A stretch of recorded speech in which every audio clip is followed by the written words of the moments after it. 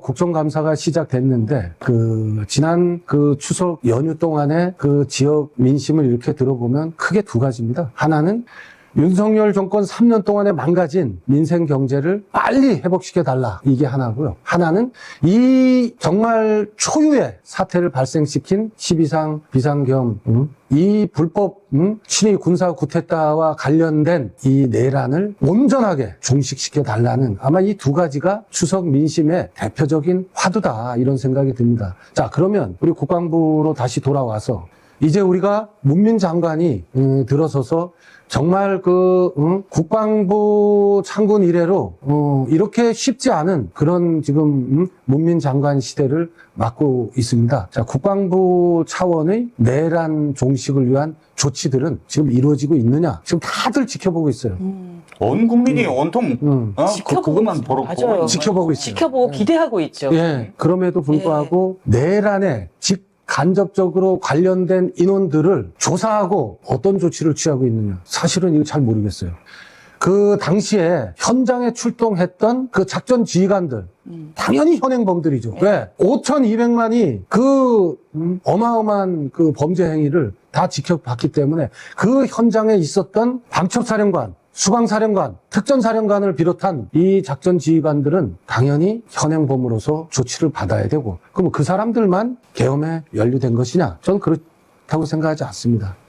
그 인원들 외에 윤석열과 김용현을 동조했던 인원들, 그 당시에 용산 대통령실에 안보실에 나가 있던 인원들, 안보실장, 안보실 차장, 국방비서관, 이런 인원들 당연히 저는 조사받아야 된다 생각합니다. 그리고 김용현 국방장관 밑에서 그 정책적 일들을 했던 인원들, 정책실장을 비롯해서 그런 인원들 확인을 이제는 해야 됩니다. 그리고 지금 합참의장이 교체가 됐는데 과거 그 시기에 합참의장을 하고 그 밑에서 본부장 및 부장 역할을 했던 인원들까지 해서 명명백백하게 내란의 완전한 종식을 위해서는 그 인원들에 대한 조사도 분명히 이 시점에서 이루어져야 된다. 아마 특검에서도 그런 문제들을 조사하고 있는 것으로 알고 있는데 그것만으로는 부족합니다. 국방부가 직접 나서서 이 인원들의 당시의 역할과 임무 수행 사항들을 중복해서 체크하고 점검하고 조사하고 또 명명백백하게 사실관계를 파헤쳐서 그 파헤친 내용들을 국방부 차원의 조치, 또 추가로 특검에 관련된 내용들을 전달해서 조치를 받도록 하는 것까지, 이것들이 전방위적으로 지금은 반드시 이루어져야 된다. 그러면 12.3 계엄 당시에 이제 군조직에서 이 내란 세력들과 대화를 했거나 적어도 묵시적인 동의를 했거나 혹은 상당히 소극적일지라도 지원을 했거나 하던 그런 이제 리더십들이 있을 거 아니에요. 예. 근데 그분들이 아직도 조사를 안 받고 있는 건가요? 지금 언론이나 기타 확인된 내용들을 보면 그 중에 몇몇은 아마 특검 조사를 받고 있는 걸로 알고 있는데 그 정도 내용으로는 저는 부족하다고 봅니다. 왜냐하면 벌써 12.3 내란 이후에 10개월이 지났습니다. 그렇죠. 자, 그러면 10개월 동안 아마 수없는 자료와 관련 증거들이 아마 인멸되고 없어졌을 텐데, 그런 것들을 고려하면 거기에 관여된 인원들이 빠른 시간 내에 조사를 받을 수 있도록 특검에만 맡겨서는 안 되고, 이것은 국방부가 나서서 해야 될 조치들은 빠른 시간 내에 해서 누가 비상 계엄 상황에서 이 12.3 내란 상황에서 어떤 역할을 했는지 밝혀야 된다고 생각합니다. 과거에 일제 치하에서 독립군 때려잡고 일제 앞제비 노릇을 하던 사람들이 이제 한국 군대가 창군되고 새로 정부가 출범을 하니까 전부 그쪽에 붙어가지고 그렇죠. 나와서 권력 주변에서 떵떵거리고 살았던 것을 지켜보던 민초들은 이게 우리나라가 제대로 갈 수 있을까? 회의했던 거 아니에요? 그렇죠. 지금 분명히 전 내란 세력에 최소한 소극적 동조를 하던 장군인데 아직 초라하게 출퇴근하고 그렇죠. 아무 일 없었다는 듯이. 아무 일 없었다는 듯이 뭐 무슨 일이 있었냐고 이런 눈빛으로 바라보고 있으면 국민들 복장 터지는 거야. 복장 터지죠. 그렇죠. 예. 정말. 예. 정말 그 12.3 내란의 밤에 사실 저도 그 당시에 그 속초 집에 있었습니다. 예. 그날 상황을 잠깐 말씀드리면 그날 오전에 사실은 뜻있는 그 장성 10여 분이 그 국회 소통관에서 윤석열 퇴진해야 된다고 하는 그 기자회견을 사실 그날 오전에 국회 소통관에서 했었습니다. 그리고 그게 끝나고 저는 오후에 바로 그 속초 집으로 내려왔죠. 근데 그날 저녁에 언론 방송을 통해서 초유의 사태, 정말 이런 일이 다시는 대한민국에서 일어날 것이라고 생각하지도 않았던 그 어마어마한 일이 그날 밤에 방송을 타고 나오는 것을 보면서 바로 국회 정문 앞으로 달려갔던 예. 그 기억이 있습니다. 예. 그래서 그날 밤에 그 상황을 정말 그 국회 그 정문 앞 그 아스팔트에서 그 밤을 새워서 저도 위치하면서 그날 밤 상황을 함께 했는데 이런 어마어마한 그 일에 그 우리 대한민국 군이 일부이긴 하지만 관여했다는 이 가슴 아픈 이 현실을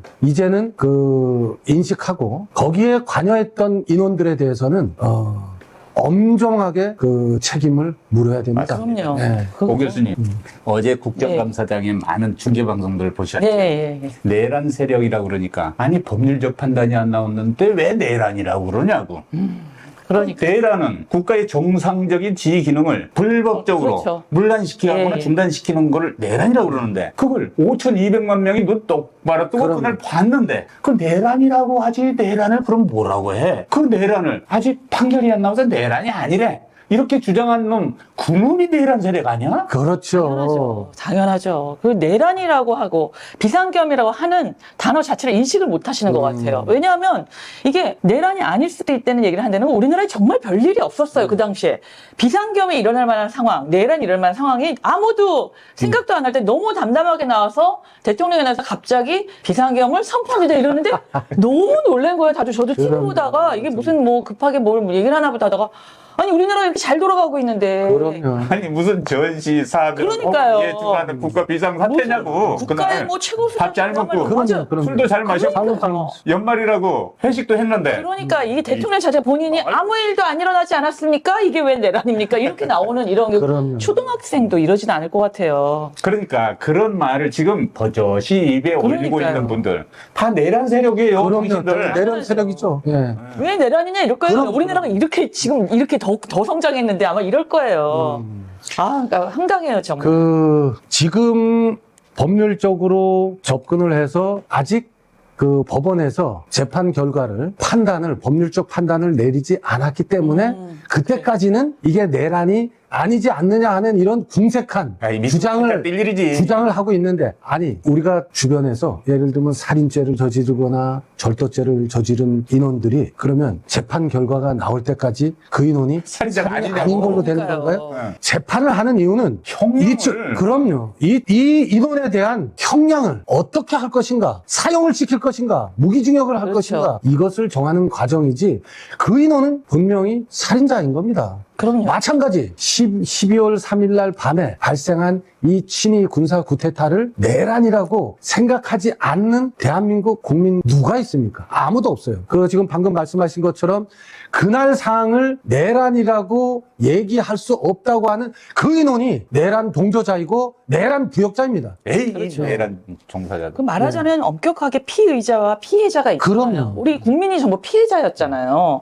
그렇게 잘 나가는 나라에서 그 함부로 비상계엄을 내려가지고 모든 군과 국민을 다 불시에 그냥 불안하게 만들고 적대적으로 만들고 나라를 어지럽게 하고 전쟁이 나나 이런 공포 속에 떨게 하는 이 국민을 이렇게 만든 대통령 주변 그 모든 사람들이 피의자고 피해자는 우리 국민이 그럼요. 많이 졌는데 아주 명확하십니다. 예. 우리 국민들 모두가 피해자잖아요. 피해자였던 이 어마어마한 사건을 네. 아무렇지도 않게 말장난하는 그 그러니까요. 행위 이게 왜 내란이냐 이런 우리가 수용할 수 없다.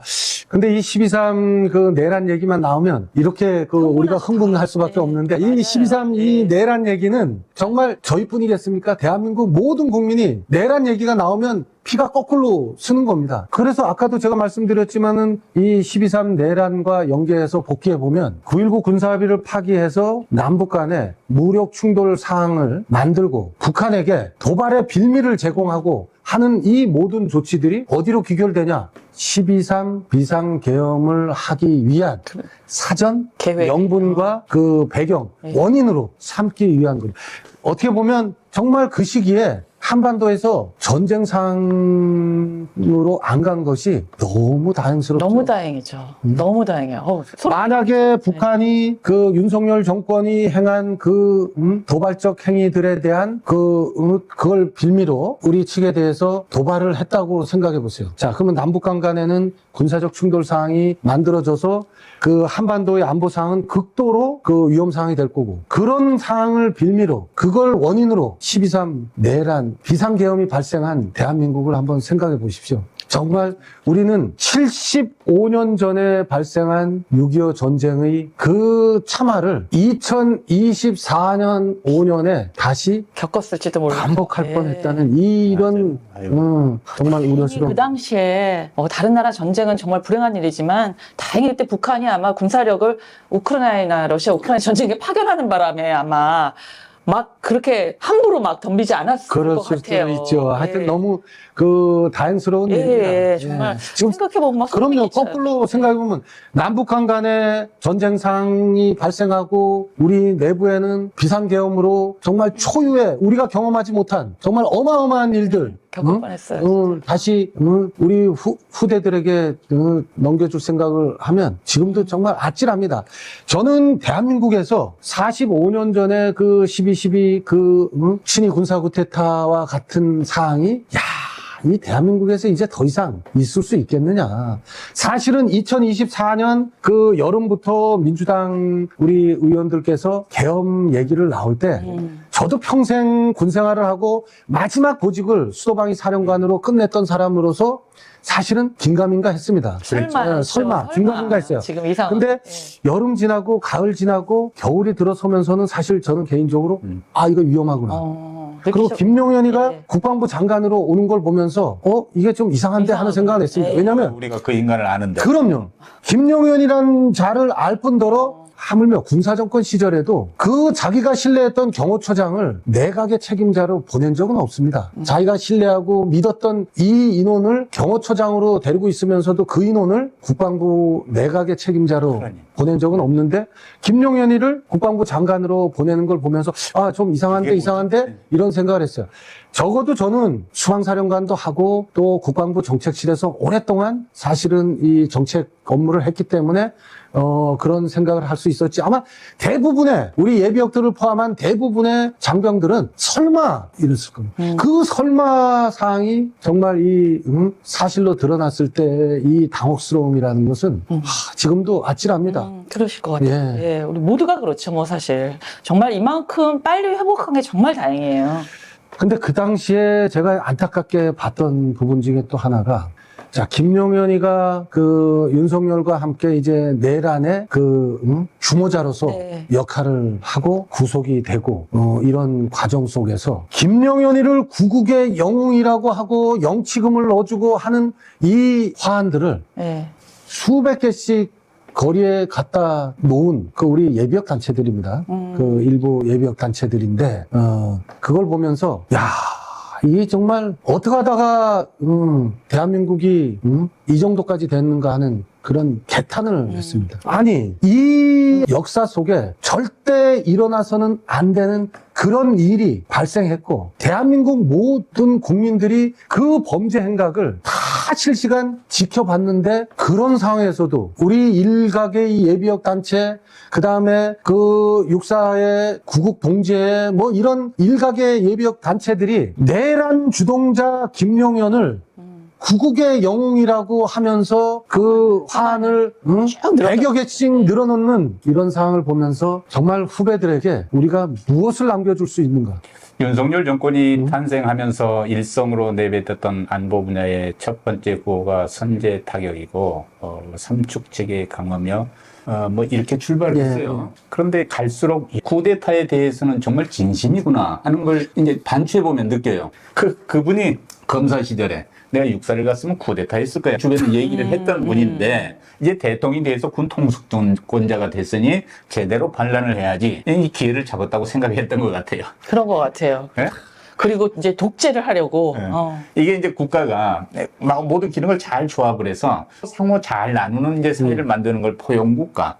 그리고 그 모든 권력을 한 군데로 모아가지고 빼앗는 형태를 수탈국가 이렇게 나누는데 수탈국가를 향해서 발을 내디딘 거죠. 차분하게 행진하는 예. 결과가 그분의 계획이었던 것 같아요. 국민은 머릿속에 없었어. 그럴 그러니까. 것 같아요. 예. 전혀 머릿속에 없었던 예. 거예요. 그 이후에 지금 보이는 이 행태들도 저런 자가 대한민국의 군 최고 통수권자였다는 게 그 말이나 됩니까? 모든 책임을 자기를 위해서 지금 그 본인뿐이 아니라 가족 전체가 지금 위기에 빠진 그 자기 옆에 서 있던 그 사람들에게 모든 책임을 돌리고 본인은 아무 책임도 없는 듯이 행하는 저런 자를 국군 통수권자로 우리가 그 했다는 게 정말 가슴 아픕니다. 네. 예. 이제 오늘 김장훈님 이제 우리가 함께 흥분을 하는 예, 예. 흥분됩니다. 이 얘기만 나오면. 근데 네.